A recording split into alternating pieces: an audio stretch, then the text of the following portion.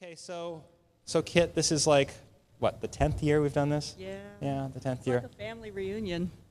So we have a very special final keynote speaker tonight. Mm-hmm. Mr. Mann himself. Yeah, so Merlin Mann, 43folders.com. And, you know, we scoured far and wide the earth for the best possible keynote to end the conference. He also happened to be the first keynote that said yes. And so I said, hey, you know, you get the closing spot, Merlin. He's a good friend of Jeff Veen. And so we coerced Jeff Veen and said, hey, Jeff, take him out for a beer or something. Impress upon him the value of coming to WebVisions. And WebVisions, as the crunchy granola, smaller cousin of South by Southwest, was the perfect venue for this. And so without further ado, Merlin, come on up for our closing keynote on some bold ideas and insane possibilities. Thank you, sir. That was great riffing. Can you hear me? Okay. Hi, everybody. How's it going? You respond very well. Good, good. Crunchy granola. Wow, man, there's a lot of bikes here. Bikes. You got bike lanes and stuff. San Francisco, man, it's very competitive. I used to think it was just the pedestrians versus the cars, but now I think the bike people. I don't know. Is there something where you just stop seeing stop signs? Is there something? I don't know what it is. Don't make the bike people angry. They're fearless. Hi. I had a really good phone call with Brad that kicked this thing off. I think I'd just taken my ADD medicine or something, and I had a lot to say, and it went really well. And I was very enthusiastic about doing this talk, which I still am. And then, as is often the case, I procrastinated. And Brad very nicely said, could you please send a description for your talk? We had a very nice, you'll remember we had a very nice call. And I said, absolutely, this is not a problem. And then 3 months went by, and he called several more times, and Dana kind of threatened my livelihood and health. And eventually I put together this description that I thought was pretty close to what we talked about. But now when I go back and read it, it's so douchey. I hate it. You can see, just for fun, I wanted to go back to the style that I grew up with on PowerPoint. I don't disagree with anything I said in that description. I really wish we all used stuff better. I try to use stuff better. I'm interested in thinking about the way that we connect with each other in a hopefully meaningful way. But my concern when I went back and looked at that was that it might not be completely in the tone that I had intended. And so I've done a Venn diagram of what I was afraid it might turn into. Or to translate into metafilter terms, I'm an old man about to give an old man talk. And so, I'm sorry, I'm not actually going to do that. I changed my mind. I'm going to do pretty much what I said I was going to do, but it's going to be a little bit different. And so as recently as this morning, I went out and I decided to try something different. Because I thought about it, and I didn't want to come up here and just berate people for using Facebook, although that's going to come up a lot. I'm sorry. It's just I can't. It just types itself. I try to stop it. Yeah. So I sat in front of the hotel and I thought about what I wanted to say, and I realized that I probably won't be able to fit all of this in, but I'll do what I can. I want to talk to you about connections, and I think I realized at some point, probably around about 2:15, that what I really wanted to talk about was two kinds of connections. First kind of connection is connections between what we, in technical terms, call stuff. And the other kind of connection, which is the kind you were thinking about probably for number one, is people and how they get connected to each other. And when I think about the 10 years that this conference has been around and the 10 years that have gone by since then, I was, as I narrate my process to you, it was around 10:30 this morning when I was in the shower. And I was going, holy crap, I cannot believe what has happened in 10 years. Again, now, this shows you how old I am, but it's kind of mind-blowing to me what I can do now that I couldn't do in 2000. I mean, really actually couldn't do, that I didn't know how to do. So yes, per the plan, I have agreed to discuss 10 years of the web, but as a value add, because I love PDX, I'm going to add a special bonus 5 years at no extra cost to you. Thank you very much. Thank you. No, thank you.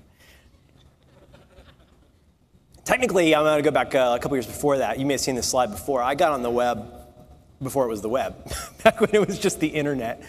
in 1993, and that's what the internet looked like for me. It was green letters on a black background, and it was links, and it was Telnet, and it was Gopher, which is lists of mostly things about The Simpsons at the time. And boy, was it ever addictive. I'd been on like BBSs before. I'd been on like Apple BBSs. And anybody here remember BBSs back in the day? Some of you are old and have beards. That's awesome. You know, one thing that was really interesting about BBSs is there was a very, very mature, very well-developed culture around them. One of the things I really admired in retrospect about BBSs is they had what I now call wizards, or sometimes referred to as old butchers, but basically people who understand stuff inside and out. And if you started playing grab ass on the BBS, whap, they come by and they just go, don't do that. Do not complain about the speed of the downloads. You're getting this as a service from somebody who's nice. Don't be a dick. And I thought that was kind of cool. And when you ever heard that phrase, I think they call it the September that never ended, right? People said when AOL first opened their walled garden and allowed the web in, it was very similar to what had been happening at universities for years and years, which was every September, people came in, a whole bunch of new freshmen came in and got email accounts and repeated all the same mistakes that everybody made every year over and over and over and over, except now it's happening globally, over modems, But it was addictive. It was crazy freaking addictive. It was bad for my job when I had a jobby job, and it was bad for my practice marriage. It was not good. It certainly didn't contribute. Around 11, it was after I had the shower and after I put some Aveda in my hair and had some coffee, it occurred to me that an important thing happened over those 5 years from 95 to 2000, and especially over the 10 years from 2000 till now, is that the gap between being a consumer of content to becoming a producer of content has gotten shorter and shorter and shorter and shorter, until I'm just going to guess here, because again, I'm old, but I'm going to guess that there are people out there who are now producing content on the day they first consume content, which in 1995 would have been like freaking crazy go nuts. Like, are you kidding? Do you have any idea what it was like to make things for the internet back then? Well, I will tell you. Through something I'm very excited about, it's my first douchebag logo dump. I've never done this before. You see these everywhere. You'll see, somebody will go in and go, like all their partnerships, like the side of anything made, in partnership with Microsoft. This is my first douchebag logo dump, and it goes like this. 1995. This was the extent of the technology that I had. I was something called BB Edit, which was a text editor. I also had Fetch, which I think was made by, University of maybe Michigan? I think it's actually a commercial product now, but I couldn't find the original doggy logo, so I left it off. But if you wanted to make a website in 1993, well, first of all, there was no graphical web yet. Sorry, Mozilla is still a thing in the future. That's not there yet. You had links, and links looked like the green letters on the black background. And the limitations of functionality for people like me consisted of a CGI bin or learning Perl. There's definitely more than one way to do it. There's many, many ways to do it, Larry Wall would tell us. But the CGI bin route was great. So you go, and if you paid the whatever $100 a month that it cost for a hosted account, a shared hosting account back then, you'd get form.cgi, so that you had a way of sending form stuff. Do you guys remember this? How crazy this was? How hard it was to do anything? 755, I got to change this. What does this mean? It was nuts. And learning Perl was not an option for me. Because like a lot of people who were first consumers before they were producers, I didn't come at it as a tech guy, right? I went to a squirrely little liberal arts school where we didn't have the internet. I wasn't in the military. I didn't work for the government. I didn't have access. And that's what you needed back then. It wasn't until about 1995 or so that this stuff really kind of tipped. And kind of normal humans could get out there. But you get what I'm saying, right? I mean, the delta between consumer and producer was pretty broad. It was not, I dare say, so far off going like, the first day I turn on a TV, I'm going to start making TV shows. Like, today, you could very easily sign on to something and be Facebooking within seconds. Lucky you. Okay, douchebag logo dump number 2. We flash forward 5 years into the future. At this point, I had a .com job that was going nowhere fast. And our site was in Cold Fusion, which is, I think Matt Howie's here somewhere. Still running Metafilter on Cold Fusion. Hey, let's give it up for Matt. Still running Cold Fusion. And PB, still keeping it together. Fix that the flash error they used to get. That's gone now. But for myself, I was still using Go Live Cyber Studio. Okay, so real shake and bake stuff. This is at a time you have to understand where my understanding of this stuff. I was this is around the time I was making. This is my .com job. Right before that, I'd been making websites for trade shows. Anybody remember PC Expo? It was like a really big trade show. I made the website for PC Expo for 2 or 3 years by outputting flat files from FileMaker Pro. I'd hit a button, I'd go out for 4 hours of drinks and come home and it would almost be done in time for Law and Order. That's how I made websites, because I didn't know any better. That's like all I knew. Go Live Cyber Studio, this is amazing. I can have a left rail like CNET and the buttons change on different pages. Wow, that was amazing. What is the thread? We were making flat stuff. It was hard to make non-flat stuff. This is around the time stuff like Dreamweaver, like remember Dreamweaver Ultra when it first came out? Let me just take it as read. Like if you're a Perl nerd, like you could do any of this stuff anytime. Well, you're probably still trying to figure out how to refactor the code, but you could make any of this stuff. For us kind of whackers, the people who were just trying to figure this out, this stuff was complicated, but we were still making flat stuff that didn't interact with other stuff. And this is around the time Blogger came out. Again, give it up for Matt. But what was also interesting? This is around the time I first got on LiveJournal, because I like to cut myself and listen to goth rock. No, this is before that. This is when LiveJournal was just a really neat thing. I was so sick of thinking about putting things on the web by the end of the day. I was so tired of monetizing on the drill down, on the net, open the kimono. I just had it, and I just wanted to post stuff. So even though I was developing a facility for putting stuff on the web with my hands, I went to LiveJournal because it was really, really easy. I went to LiveJournal because it was easy, but you know what I discovered? It wasn't just like sad kids, listening to ministry. It was like a bunch of really cool people. Something I'll round back to in a minute. There was great stuff happening on LiveJournal. You just couldn't always see it because they had extraordinary levels of privacy that made it easy to share things with as few as one person at a time. It's a pattern I'm going to come back to. But yeah, things were maturing. But I mean, really, was anybody here doing stuff in 2000? I mean, we're talking about a different world. Well, now step 3 of my giant douchebag logo dump, this is today. And this is all stuff that I am currently using or I'm at least trying out. It's a little bit random. I just went and grabbed some logos just to get going. 43 folders, runs on Drupal. I got a couple sites that run on WordPress. I've got probably 10 Tumblrs just because you can literally, like Posterous, you can create it by sending an email. Did you know that? You can create a Posterous site by sending an email. You don't have to learn Perl. You literally send an email. Okay, that's not blowing your mind. Okay, you're obviously not in your 40s. Sandwich.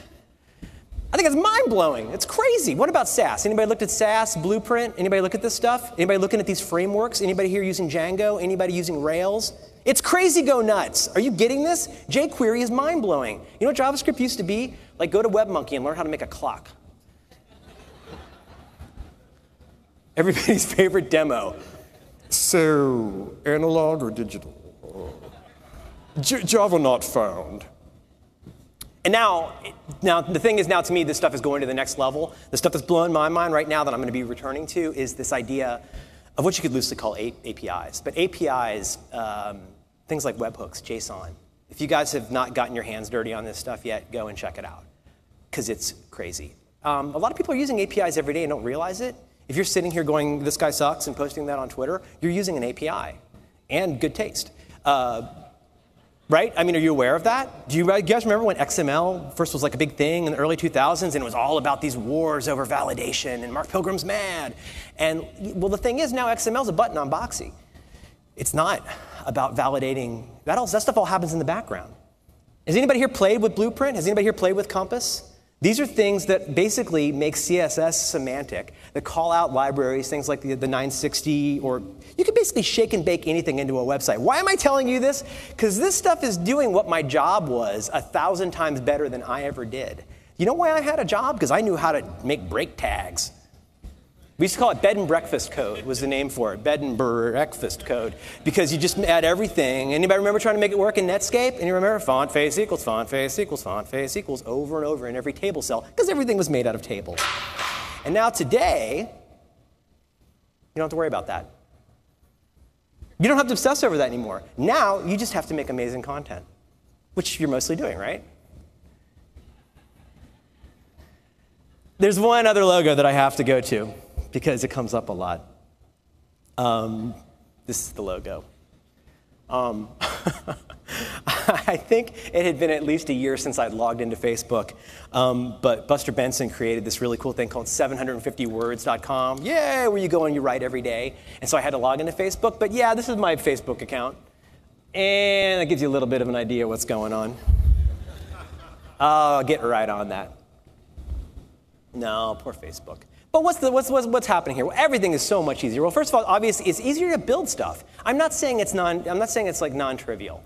To make quality stuff, this has always been a giant problem for anybody who has to make, to go to my other job as talking about knowledge work. It's what makes knowledge work hard, right? You can't see what people do, right? It's like the opposite of Richard Scarry book. You don't get a hat and like a uniform, right? You can't tell who the kitty cat nurse is in the office. But it certainly is a lot easier. I think about pals of mine, people like PB, who works with Matt at Metafilter, people like Michael Buffington, people like Gina Trapani, these people who have these very mature libraries of stuff. Like Ben Brown just makes websites over a weekend, because he's got these very mature libraries of stuff that he can slap together. Everything works together. It's all very kind of object-oriented. It's certainly not building stuff from scratch anymore, and it's certainly not form.cgi, and it's certainly not having to learn regular expressions in order to get an email generated from a form. It's certainly gotten a lot easier to publish things. Boy, what you can do with the text area has really changed in the last 15 years. Isn't it kind of mind-blowing? If anybody here is like me, if you're using Firefox like I am, what you can do to munge up the web until you kind of don't even recognize it anymore. It must be awful to have to support anything where people are using Firefox. It's almost, it's like all the one-star fail reviews on the iPhone App Store, which are like mostly jailbroken phones. You get all these people using Facebook or using Firefox who basically bent the entire web to their will, and then they're wondering why things aren't working. I went in and looked at my Grease Monkey scripts recently, and I had things stepping all over each other. It was completely crazy. And now in that text area, I can say, make this markdown, or make this work like this. And when I hit this edit button, open it and text me. All these ways that we can kind of munge the web to our will and make it easy to publish from anywhere. Even just stuff like XML RPC. This stuff is mind-blowing.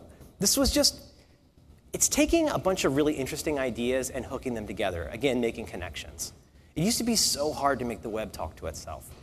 And now there are people like my friend Jeff Veen who, his philosophy, as I understand it, is you write the documentation for the API first. You don't build the website until you know what the API does, right?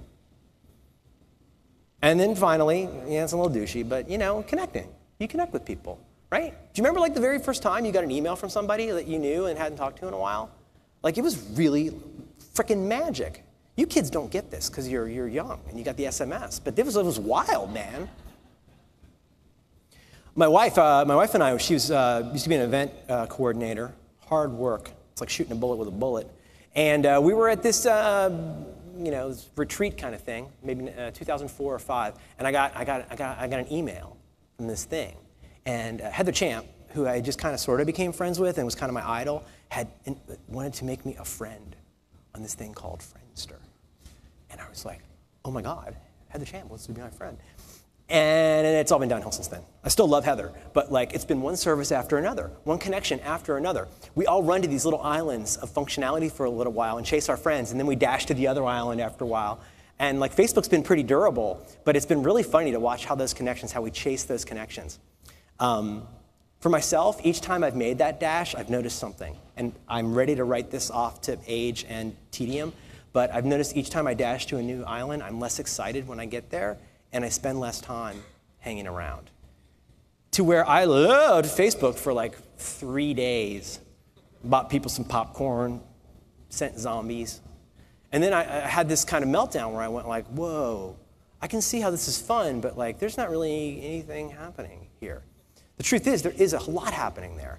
The most amazing part about Facebook isn't the nonsense people are posting, it's the platform. And the platform is mind-blowing. You think about all the things that you can do with Facebook.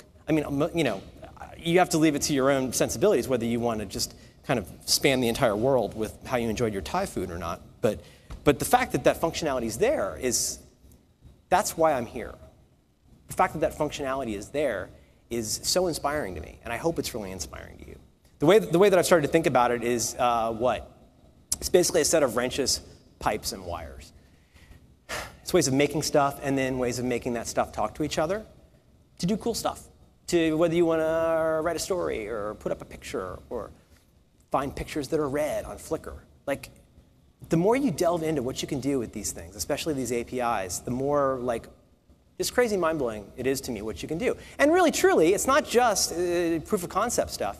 You really can like meet people and connect with people and do great things that were literally impossible a few years ago. But sometimes the connections get kind of confused. And sometimes whether it's an automatic connection involving APIs or an automatic connection involving people, it doesn't always go well. And so in the style of Law and Order, I'm going to rip a few things from the headlines. I'm forever using my friend Mike Montero as an example in things because he's a very interesting guy. November 2007, Mike went and bought a movie ticket. And Facebook told the world what movie he just saw. That wasn't so bad. What really bummed him out was his kid found out what he was getting for Christmas. Mike's a pretty smart guy. Say what you will. I mean, he has his bad days. I love Mike. I kid. He's a great guy. Boy, that sucks. How do you think Mike felt about that? He wanted to surprise his kid. I'll tell you how Mike felt about it. Mike's not a man that reserves himself for these things. Boy, that connection broke a connection. That sucks. That was an automated connection that shouldn't have happened. And Mike's not a dumbass. Sure, there was a little pop-up, but if he'd known, if it had said instead, hey, I'm about to ruin your kid's Christmas, click yes or no, think he would have done it? Absolutely. Sure, if it'll get me more friends. My wife and I have a daughter, and we like to communicate with each other through the day. We got into this thing called BrightKite that we both really liked a lot. We used BrightKite wrong. We used it as a two-person Twitter with photos. And it was exactly perfect for what we wanted to do. I could take a photo of my daughter getting strapped into the car at the grocery store and send that to her. Anybody here use BrightKite? Or similar services? It's really cool. And my wife gets an SMS that shows where we are exactly on a map, shows that picture of my daughter. And so I basically just said to my wife, we're on our way home. I don't want the world to know that. BrightKite does.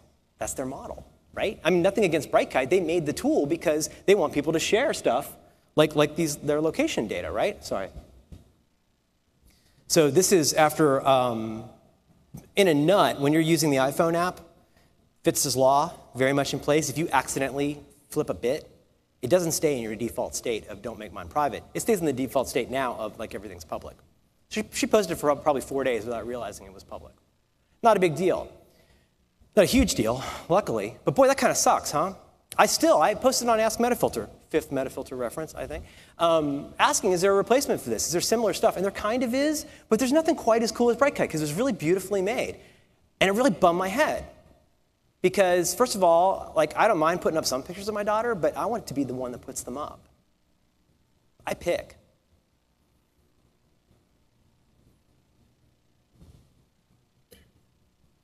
No more BrightKite. Well, you know, it's not the first time and it's not the last time. There's not a real good model right now for making stuff private. There's not a lot of dough in that. It makes me really start to wonder how much the businesses and companies, I don't want to say businesses, the companies, the developers, their need to eventually monetize this stuff ends up shaping our behavior as well. I don't have any proof of that. I'm not like I'm not playing at like a Clay Shirky level of this stuff, but I do think about it a lot. You know, turns out that thing about, you know, the frog boiling in water is actually an urban myth, but that's kind of what it seems like, right? All this stuff keeps changing. Stuff keeps showing up in public when you didn't mean it to. And it just keeps happening over and over, and people are still using this stuff, and I don't know. It's kind of a privacy issue, but I think there's actually maybe something even deeper to this. Privacy affects us on a person-by-person level, but what happens when the connections you're making undo the whole purpose of the connection because you did the connection wrong? John Udell, a guy, sorry, this is a very text-heavy slide. I'll summarize it for you.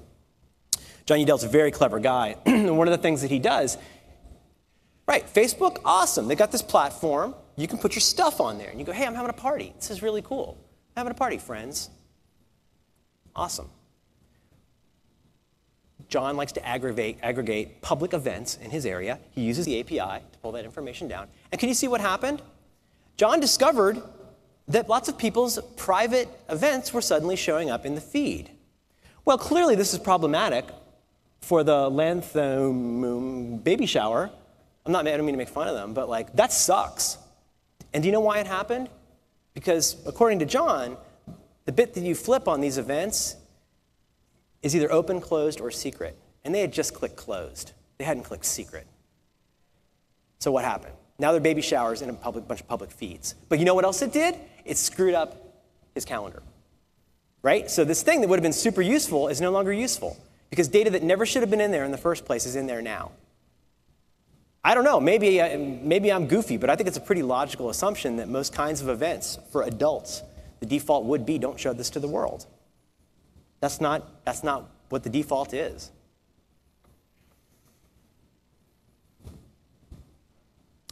John was bummed. He can't use it, you know? I think anybody who is excited about this API stuff, excited about these connections, when you discover these little Lassand spurs that appear, it kind of freaks you out and it kind of makes you think twice. It's kind of like what? It's like suddenly realizing, there's a wonderful book I read in college called A Sense of Place. It's probably a little bit outdated now, but I read it as part of my thesis. This guy, Joel Meyerowitz, talks about how significant the introduction of things like the VCR were in the 80s because it caused us to shift our sense of time and place. And boy, think about how much that has changed too now. There are all kinds of things that we do in public, intentionally on the internet in particular, that we would probably never do normally, like at a party, like be a dick.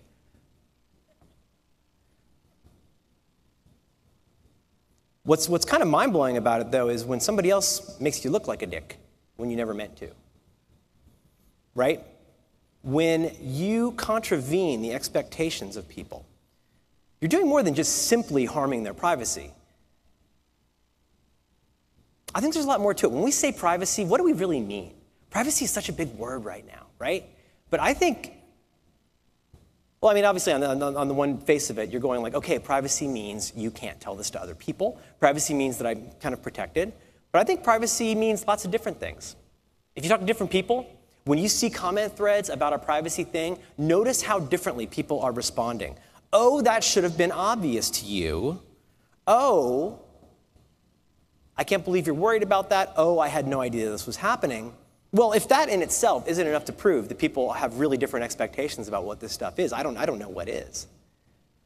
But you certainly wouldn't intentionally walk through the Safeway in your underwear unless you were off your meds. People aren't doing this stuff because it's fun and they want to get their Johnson stuck in the door. They're doing it because they're going, holy crap, what has happened here? So what does privacy mean? I think sometimes when people say privacy, they mean security. They mean in the sense of, is this safe, right? What, is it going to endanger me to do anything with this? I think sometimes people mean integrity. They mean integrity of the data. They mean integrity of these relationships, right? Are these distinctions without a difference? Maybe. I think not. I think when we say privacy, it means many things. I think it also means trust. Trust means I can walk out of the house and not worry too much that you're going to steal my stuff. I mean, could you have a housemate where you really thought that if you put your stuff in your area, it might not be there when you came back? Or if you loan somebody your car and they left it in front of the Statue of Liberty, wouldn't you be kind of bummed? Part of being an adult is making intentional decisions about things and then hopefully having the consistency that it'll stay where you put it, right? Trust. I trust that this is where I thought it would go. I'll move back onto camera now. I didn't want to give these guys short shrift. Sorry. I think it also means discretion, right? Discretion. Like, you're not going to do anything dumb with this, right? You're not going to go tell my secrets to people. It means you're going to be discreet. It also means familiarity. We have these words like friends that we use on the internet. And, you know, certainly from a certain kind of user experience standpoint, it's really sensible. You understand what a friend is. A friend is some kind of 0 or 1 relationship. Are you friends with this person or not? Right? Here's where the old guy in me starts coming out. I kind of miss that. I kind of miss the word friend meaning something. Boy, there's a lot of subtlety to friendship. If you think there's not, you need to talk to your shrink. There's a lot of subtlety to friendship. Dana Boyd has written some interesting stuff about this with young people. She writes great stuff all the time, but talked about how, it's kind of this myth that young people don't care about things like privacy. Well, they just care about it in a really different way. They really care about granularity and who can see what, when. Do you remember when you were in high school? Do you remember how worried you were that some people would find out about something? And how much you wished other people would find out about something? Well, now you have the opportunity to do that. But, when you put your stuff out there and you say you're pregnant or your mom's an alcoholic or something is going on, you're having problems, boy, if the wrong bit gets flipped, you got problems. And now it's in Google's cache. So I think privacy is a real thistle because it means different things to different people. But I'm going to risk being a giant wuss by introducing a new word. I think people are worried about the loss of intimacy. Is that a word you hear a lot, really, on the internet? Not really.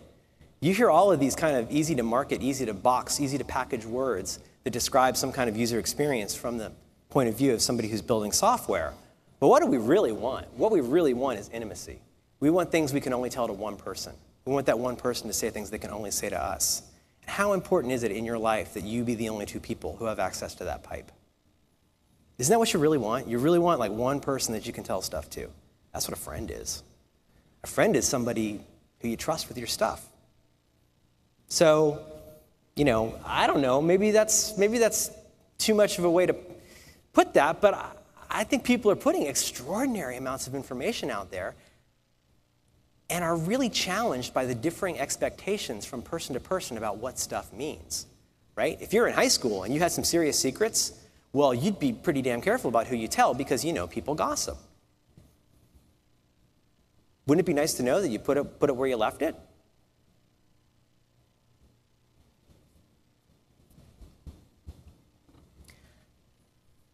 I had a typo. I think intimacy, the reason I like that word is it kind of combines all of those elements of trust and discretion and all of these things. And intimacy, it's a word that you almost have to whisper. It's very hard to explain. It's ineffable. It's kind of hard to get your hands around. And you kind of only really get it after it's gone away. And you feel really harmed after it's gone away. And you really feel like there's something that you're not going to get back once it's gone. Once you've invested trust in somebody or something and it goes away, you're sad. And it makes it harder for you to trust people the next time.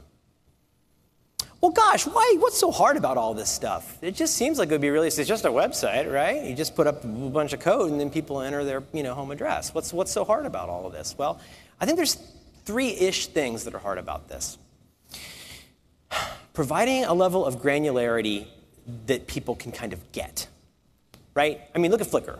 Flickr has an interesting balance of this because they've got friends and they've got family and then they've got everybody. Now, almost everybody I know hacks on that a little bit, where really what it becomes is public contacts and friends, right?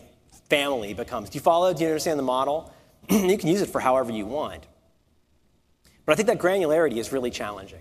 I don't know, excuse me, I don't know if it's so challenging anymore from a data standpoint, but from a user standpoint, it can be very confusing. It's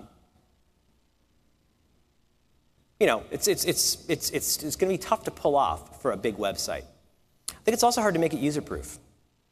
Meaning, how do you prevent somebody from accidentally sharing something they didn't mean to share? How do you prevent your API from, or your whatever? I'm saying API, I'm being a little bit lazy about using that to talk about any of the constellation of things that let computers and people talk to each other. But, how do you maintain that integrity in a way that won't let anybody have access to things they shouldn't have access to?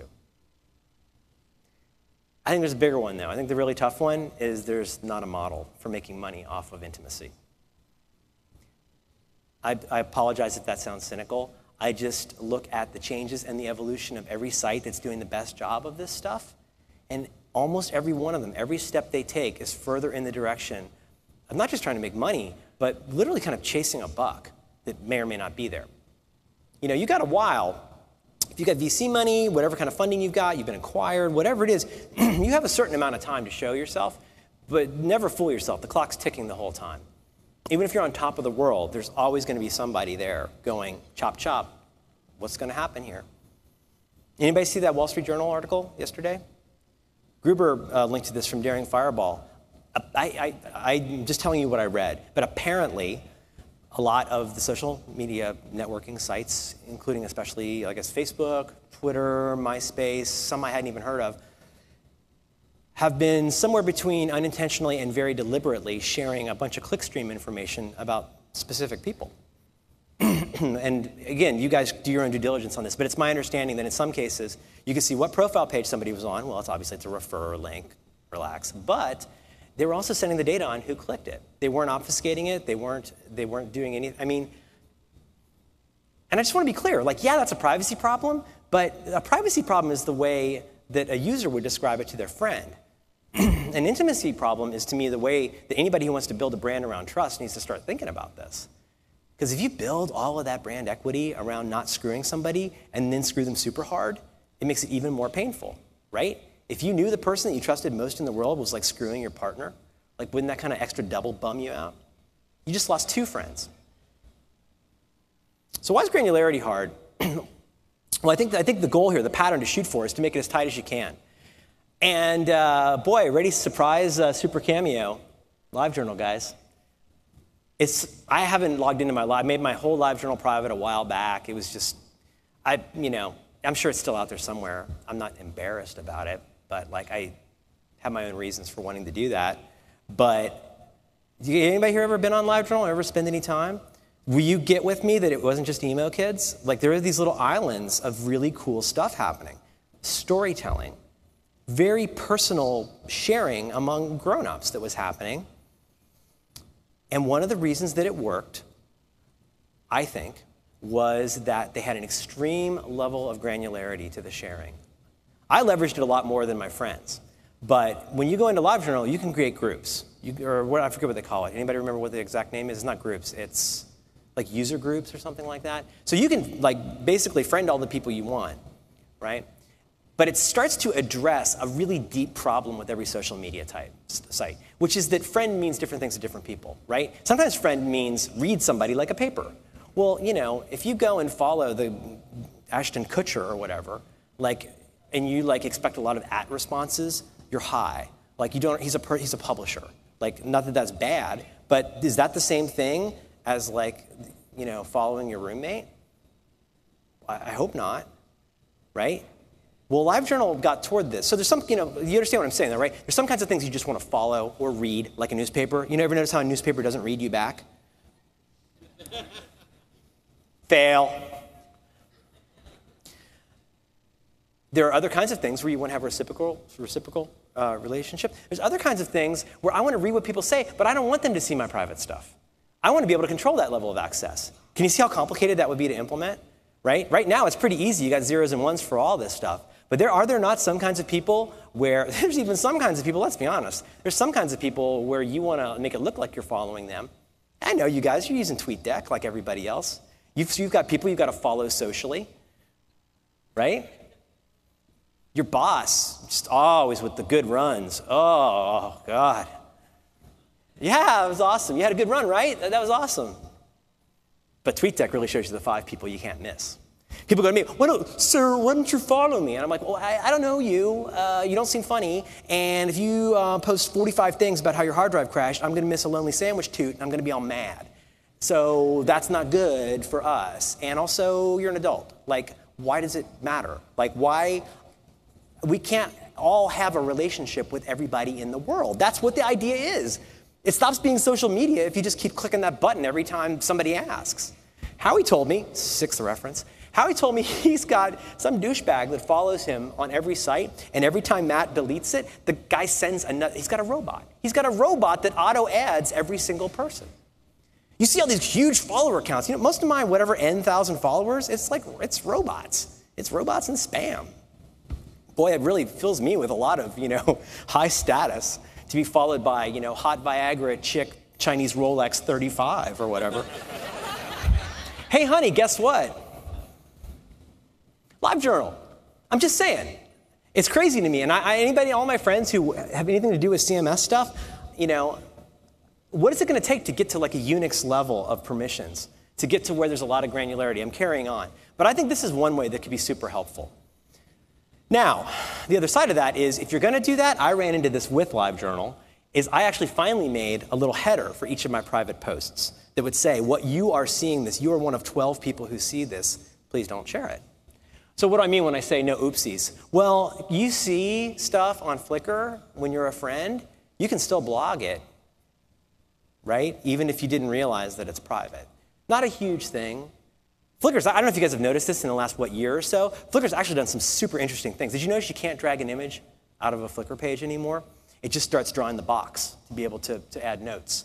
They've made it a little bit harder to have an oopsie. I think that's super interesting. But boy, if you really want to have any credibility with this stuff, again, I don't know if Jeff Veen was the first person to say this, but he's the first person I ever heard say it. Make the right thing the easy thing. Right? I think with social media stuff, and can I just be the 43-year-old guy? How about you always make the default the most conservative thing that you could assume? Assume somebody's being stalked by their husband, right? Because it happens. Just always assume that. Always assume stalk, stalk, stalk, stalk, stalk.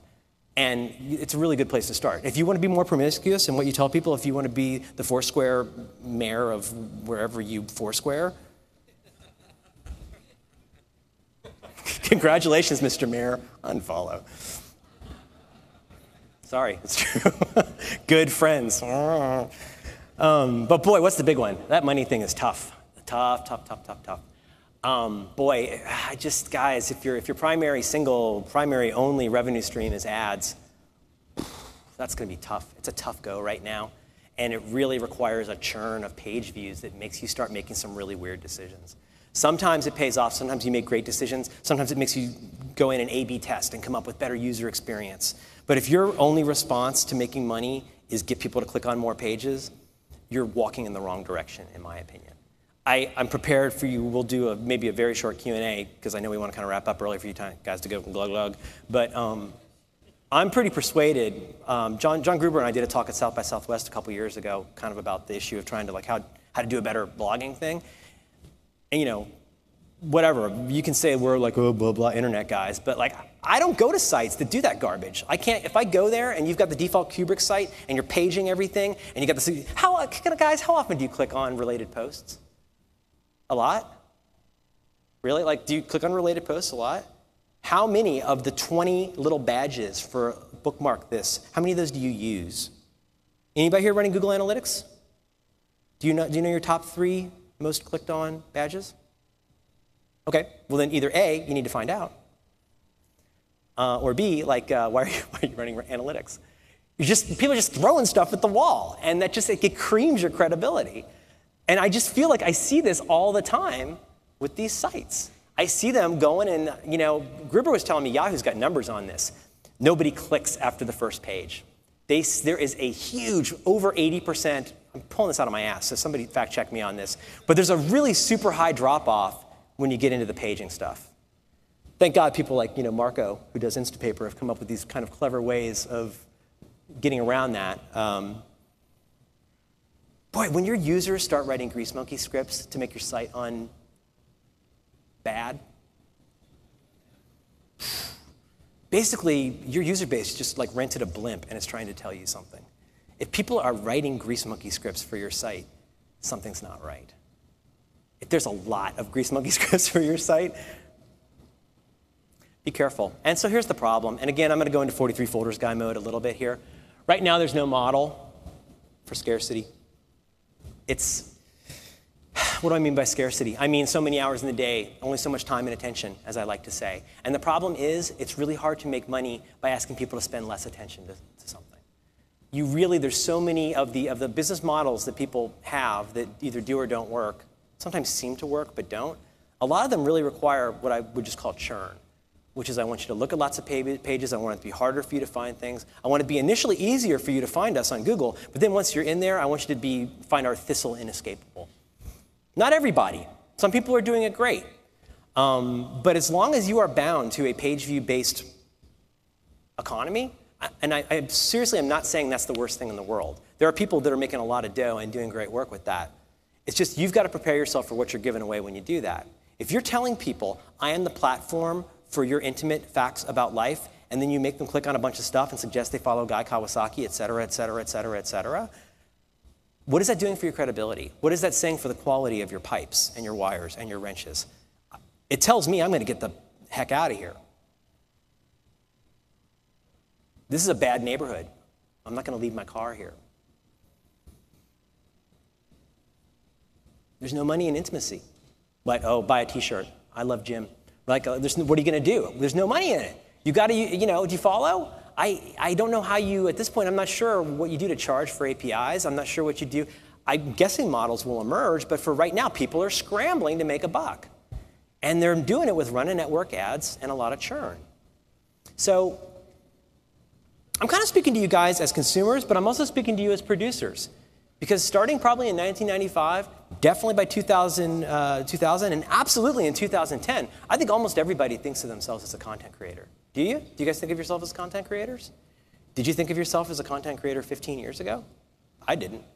I mean, I'd had like a Yahoo cool side of the day and stuff like that. But I still thought of myself mainly as a guy who just was on the internet. My sense today is that people very much think of themselves as somebody who's out there making stuff. Side note, I think it's part of what's a challenge for the entertainment business, to be honest. When people try to look at like why people aren't buying CDs and they come up with all these phony baloney numbers about if everybody had bought a copy of that Britney Spears album, well, if I had intercourse with Farrah Fawcett every time I thought of it, I'd be in pretty good shape too. She's a very attractive woman when I was a kid. Well, it's the nature of change. I think we want to know that our stuff is safe. I think we want to know that our stuff is somewhere that we can trust it. And I think that we each get what Michael Lopp calls the twitch, right? You get something where you go somewhere and you go, you know what? Something about this feels wrong. Have you ever had to actually search for something on Google that's like a high, what's the word I'm struggling for, mesothelioma type thing? Well, fortunately, I don't have lung problems, but if you ever actually did try to search for the stuff that people are really trying to get high in the SERPs, it's crazy. It's crazy. What does that do? It breaks Google. We're lucky Google only gets broken for a few things. If I really want to find a Rolex watch, I got to go to a store. Boy, what happens when that gets a lot worse than it is now? What happens when all of the pipes that we all really rely on start leaking or start having stuff in them that we kind of didn't expect? We got the one that goes out of the toilet and suddenly maybe that's the one that's coming out of the faucet. That would kind of suck. It's true. And the people stuff, I am really curious to see where this stuff is going. It is fun to do these sites. It is fun to bite people with zombies. It is fun to send popcorn and ice cream. And what does he do? You tap people or you shrug them? What do? You bump them? Poke.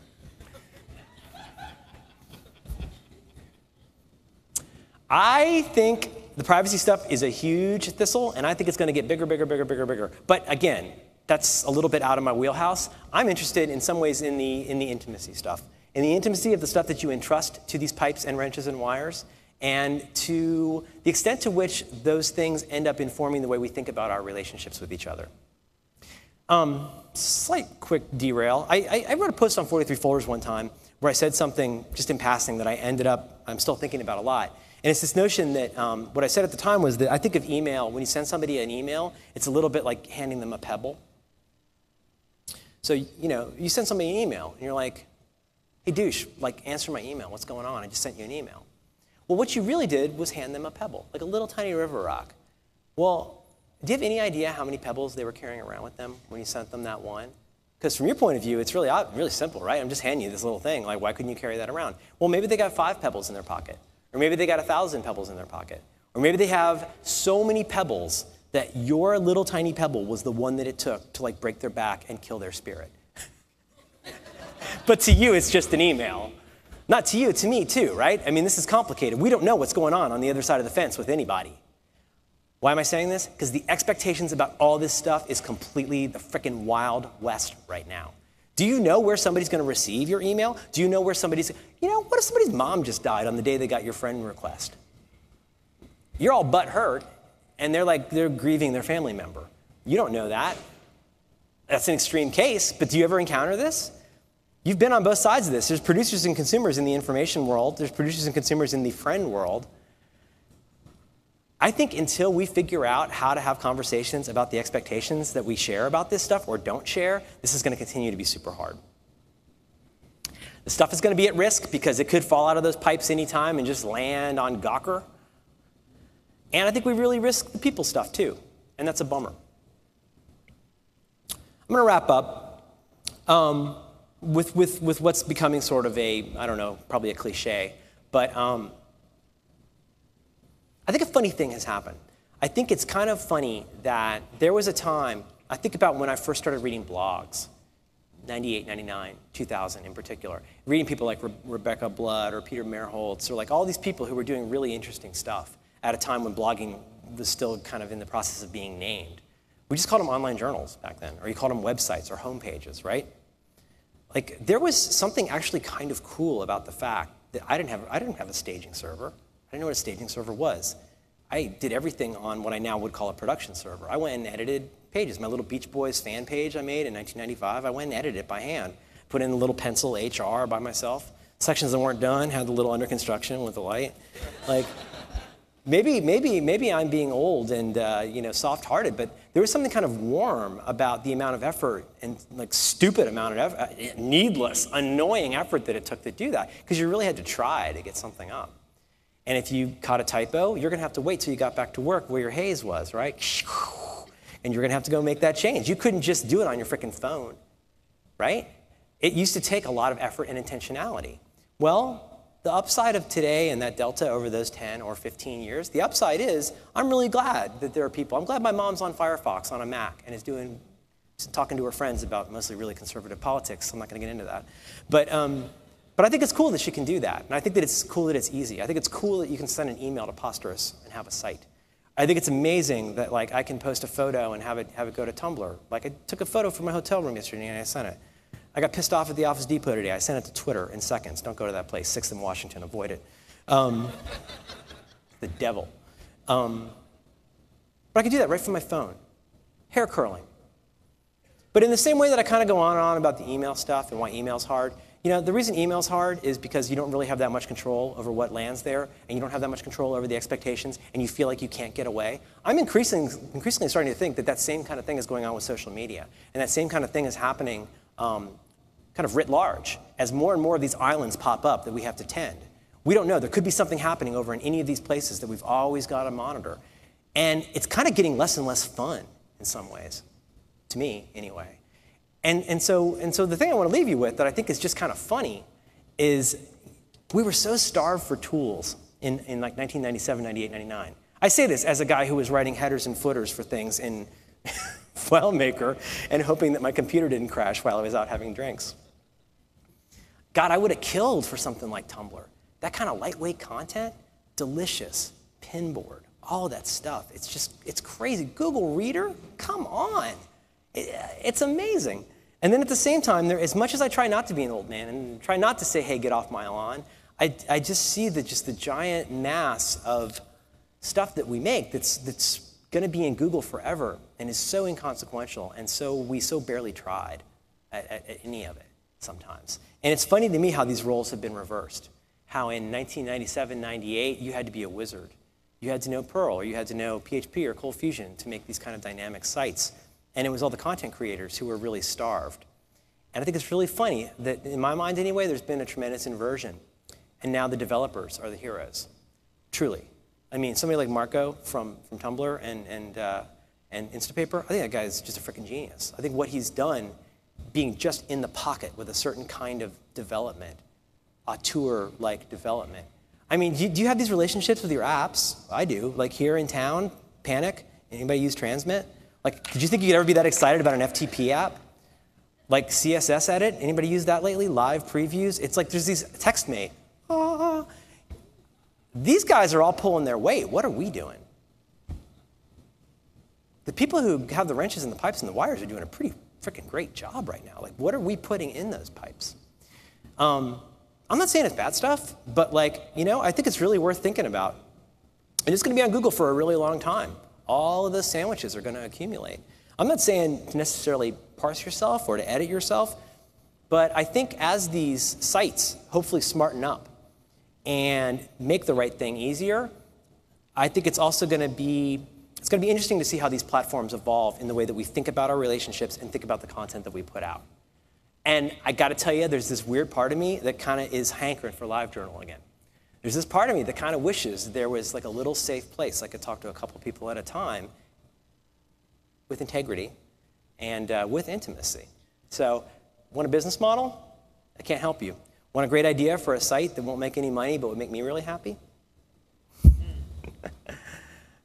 Anyway, thank you very much for your attention today. I know this has been a little bit ramshackle, but I hope it's been useful on some level. You may applaud politely.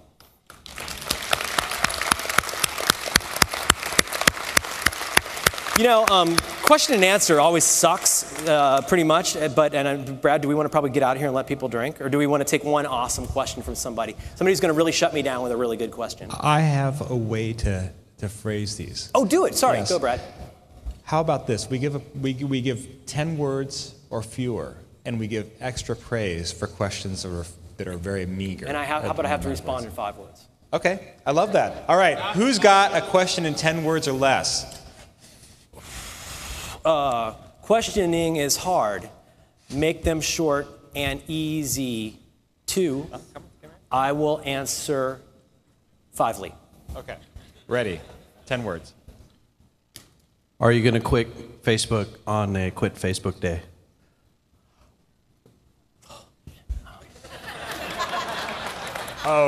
Dunno. Maybe. Awesome. Probably so. Right on. I didn't know that existed. You know what it is? Namespace pollution. Namespace pollution. You want to keep your name, right? You don't want anybody else to have your name. I deleted as much data as I could, and still, like, who knows? They'll probably find something and post it about me. Facebook. Next question, please. Excellent. Who? Oh, right here. So have you heard of diaspora, and what's your opinion on it?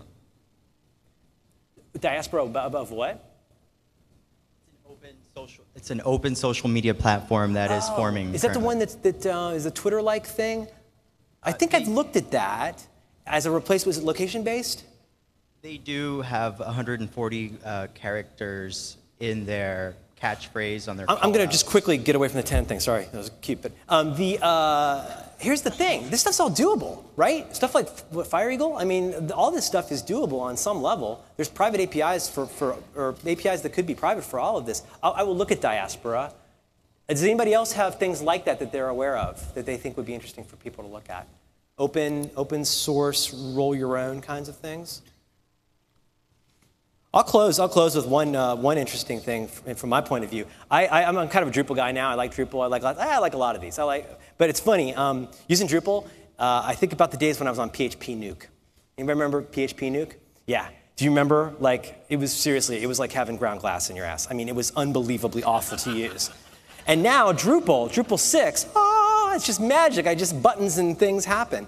I will leave you with this. I wonder how soon it will be that I won't have to rely on somebody to do my content management for thousands of dollars a month, that I could potentially run it on my own server, right? As with my friend Ethan Kaplan, he's the director of technology something at Warner Brothers Records. He made his career maker, the kid's really young too, is he basically, he runs the entire Warner Brothers Records, all of the artist sites off one Drupal install right now, as opposed to paying to outsource each of those sites. You know what that costs to do that? So the question becomes, what's this going to be? Where's the pipe going to come from? Who's going to make it? Is it out there? And if you know about it, tell me about it. That's good. But you know what? You guys should go and I should end on a bang.